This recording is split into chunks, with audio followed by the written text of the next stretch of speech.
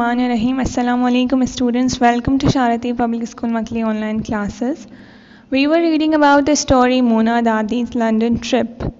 तो हमने जो पढ़ी थी स्टोरी, इसमें क्या था, मोना दादी लंदन क्यों जाना चाहती हैं, क्योंकि उनके जो बड़े बेटे हैं वो वहाँ पे रहते हैं और वो अपने पढ़ाई के सिलसिले में इंग्लैंड गए हुए थे, लेकिन तब से वो वापस नहीं आए। क्यों वापस नहीं आए? क्योंकि उन्हें फ्लाई करने से डर लगता था, फ़्लाइट में बैठने से, उड़ान से डर लगता था।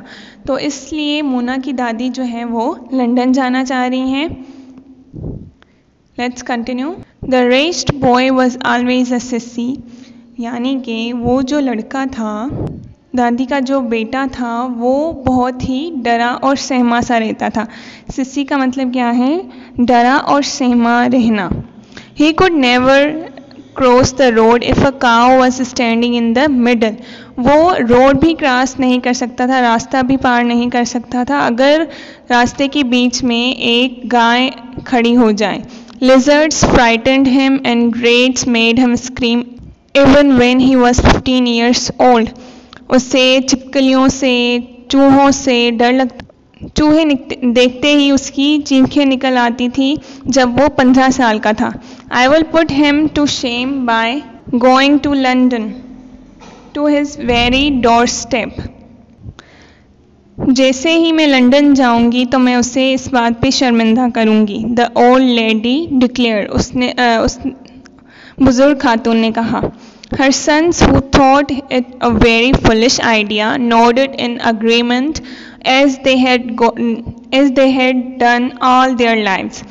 तो सब बेटों को, बाकी जो उसके बेटे थे जो उसके साथ रहते थे, ये आइडिया जो है बहुत ही बचकाना सा लगा, लेकिन इन्होंने सर हिला दिया जैसे वो हमेशा पूरी ज़िंदगी करते आए हैं। Once the important decision had been taken, Mona Dadi began planning for her journey on a warlike footing। एक दफ़ा जो है ये फैसला हो गया तो मोना दादी ने अपनी प्लानिंग करना शुरू कर दी, अपनी सफ़र की प्लानिंग करना शुरू कर दी और जंग के लिए तैयार थी। She first applied for a passport and visa but filled in the form with a load of argument and protests because she did not like the impertinent questions the government dared to ask her।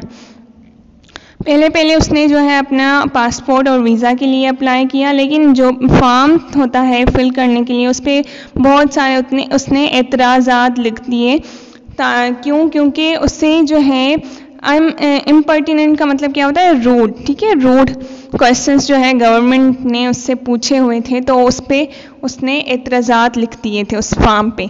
Once that was over, she bought a big notebook and wrote down her plan of action step by step। एक दफ़ा ये form जो है उसने fill कर लिया, काम सारा हो गया, तो उसने एक नोटबुक लिया और अपनी प्लानिंग जो है उस पर स्टेप बाय स्टेप लिखती गई। Then she decided to attack the English language। अब इसने क्या डिसाइड किया कि ये इंग्लिश लैंग्वेज पे काम करेगी। Though Mona Dadi had never been to school, she could read and write Bengali fluently and was far better read than her graduate accountant sons।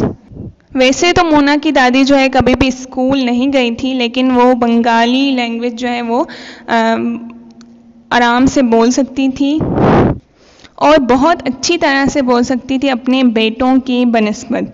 She could understand simple sentences in English but had never spoken the language to anyone in her entire life as the need had never arisen।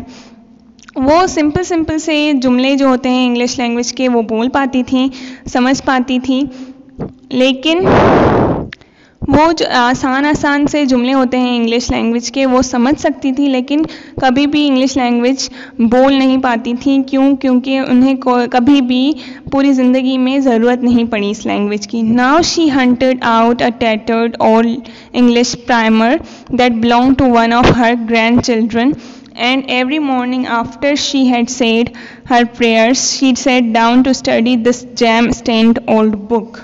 अब जो है उससे ज़रूरत आ पड़ी थी, तो अब उसने ओल्ड इंग्लिश प्राइमर का बुक जो है लिया था, जो उसके ग्रैंड चिल्ड्रन का था, यानी कि पोते का था। रोज़ सुबह को वो नमाज़ पढ़ के फिर ये पढ़ने के लिए बैठ जाती थी। The household, usually peaceful and quiet in the mornings, was now filled with Muna Dadi's strange reading of English primer. अब जो घर था सुबह के टाइम पे पुरसुकून और अमन की हालत में होता था, लेकिन अब मुना दादी की रीडिंग की आवाज़ों से गूंजता था। अजीब तरीके से वो पढ़ती रहती थी इंग्लिश प्राइमर का book. Sitting cross-legged on the floor and rocking herself backward and forward, she read each line over and over again in a musical sing-song voice, as if she were chanting a sacred verse.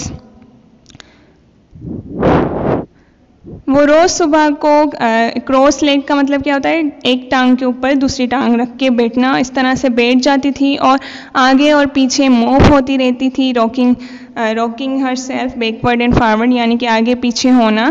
और वो हर एक line को पढ़ती जाती थी musical sing song में, सुरीली आवाज़ में हर एक लाइन को पढ़ती जाती थी। ऐसे लगता था जैसे किसी पाक किताब की आयत पढ़ रही हो, जैसे हम कुरान की आयत पढ़ते हैं वैसे लगता था कि ये पढ़ रही हैं। That's all for today. We will continue the story in next class. Till then, take care. Allah Hafiz.